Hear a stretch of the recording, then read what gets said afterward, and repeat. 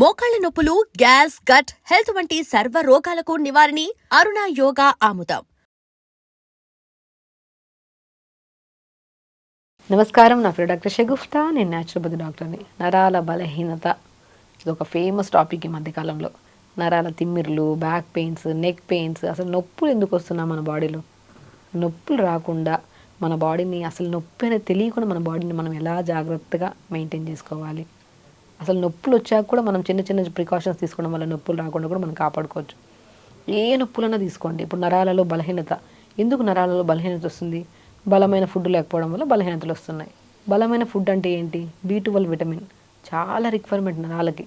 D vitamin, iron చాలా important, calcium చాలా important, magnesium చాలా ఇంపార్టెంట్. ఇవన్నీ ఫుడ్లో వెళ్తున్నాయా? రాగి జావ తాగుతున్నారు అందరూ. తోటకూర విత్తనాలు, నేను చాలాసార్లు చెప్పాను, తోటకూర విత్తనాలు చాలా బలం నరాలకి. తోటకూర విత్తనాలు మనకి ఎర్ర తోటకూర విత్తనాలు దొరుకుతాయి, గసగసల్లాగా ఉంటాయి, చాలా దొరుకుతుంటాయి ఈ మధ్యకాలంలో. అవి దొరికితే మాత్రం నరాలకు ఒక నిజంగా ఒక అమృతమైన ఫుడ్ అది. చాలా గ్లూటిన్ ఫ్రీ ఉంటుంది. బరువు తగ్గాలనుకుంటే బరువు తగ్గచ్చు, బాడీ హెల్తీగా ఉంచుతుంది అది. ఆ తోటకూర విత్తనాలు తెప్పించుకొని మంచిగా మిక్సీ పట్టించేసుకుంటే, మర పట్టించేస్తే పౌడర్ అవుతుంది. ఆ రాగి పిండికి తోటకూర విత్తనాల పౌడర్ కలిపేసుకొని మంచిగా జావ చేసుకోండి. ఆటోమేటిక్గా 50% స్ట్రెంత్ ఇచ్చేసినట్టే మీరు నరాలకి. పంకిన్ సీడ్స్ తీసుకోండి, వాటర్ మెలన్ సీడ్స్ తీసుకోండి, ఫ్లాక్ సీడ్స్ తీసుకోండి, నువ్వులు తీసుకోండి.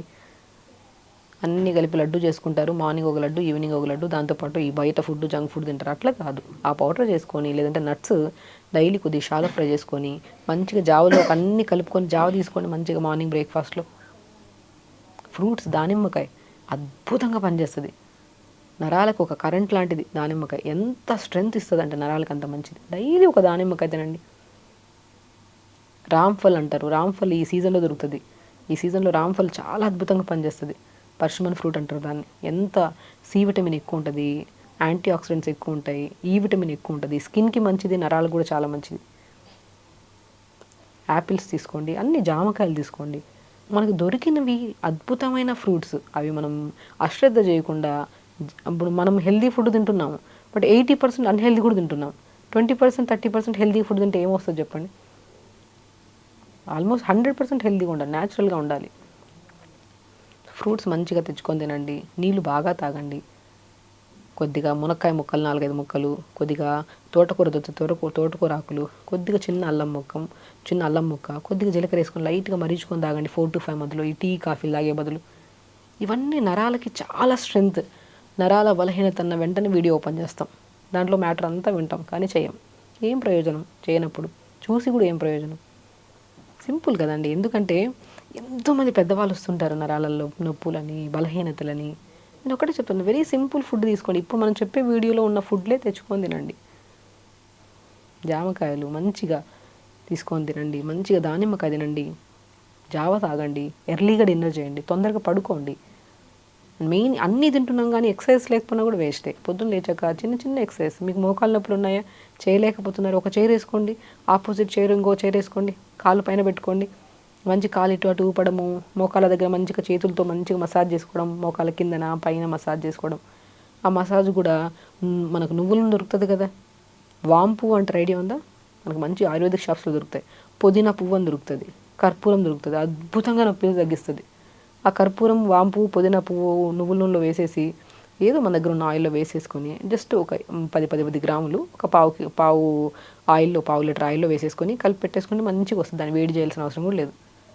మనం రోజు మోకాలు ఇలా మంచిగా చిన్న చిన్న ఎక్సర్సైజ్ చేసుకొని, బెండింగ్స్ చేయకుండా చిన్న చిన్న ఎక్సర్సైజ్ స్ట్రైట్గా పెట్టి ఎక్సర్సైజ్ చేసుకుని మోకాల కిందన పైన రాసుకోండి.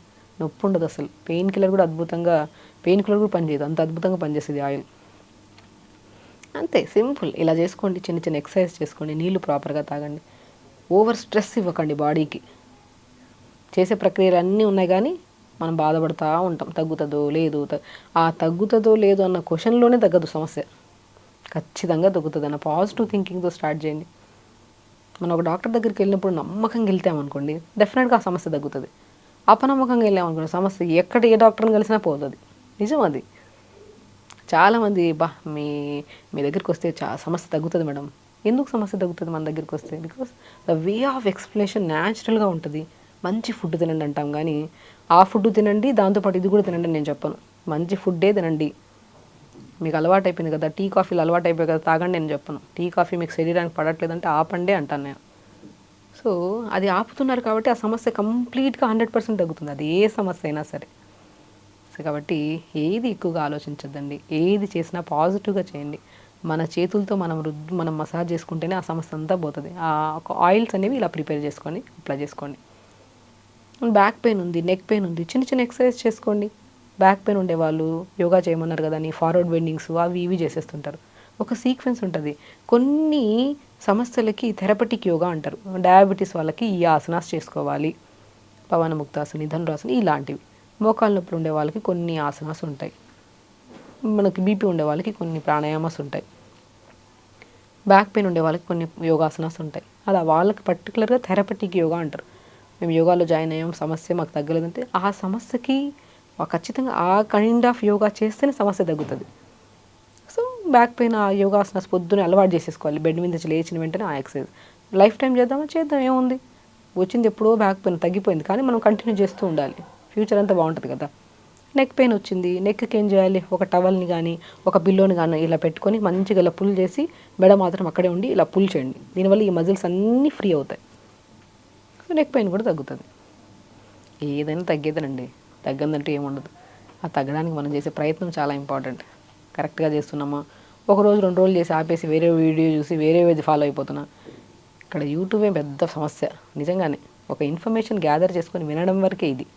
విన్న తర్వాత మనకు తెలిసిన డాక్టర్కి ఇన్ఫామ్ చేసి ఇది నా బాడీకి సెట్ అవుతుందా అని కనుక్కొని చేసుకోవాలి. శరీరానికి కదా, వాళ్ళు చెప్పింది వీళ్ళు చెప్పింది మొత్తం డస్ట్బిన్ లాగా చేస్తే సమస్య ఎప్పటికీ తగ్గదు. ఒక ప్రొసీజర్ మీ బాడీకి సెట్ అయిందో అదే కంటిన్యూ చేసుకోవాలి. నిజం.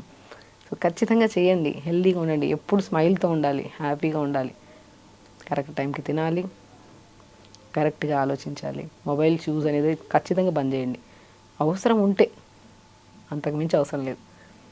సో ఖచ్చితంగా చేయండి, హెల్తీగా ఉండండి, హ్యాపీగా ఉండండి, అన్ని సమస్యలు పోతాయి. సో నమస్కారం. And for more videos, please subscribe to iDream. Please subscribe to iDream. Please subscribe iDream. And please subscribe to iDream. For more videos, subscribe to iDream. please like, share and subscribe to the channel. Congratulations, iDream. Subscribe to iDream. Subscribe to iDream. So subscribe to iDream Media. iDream ki iDream team అందరికి huge congratulations. Please subscribe iDream Media. Please subscribe to iDream.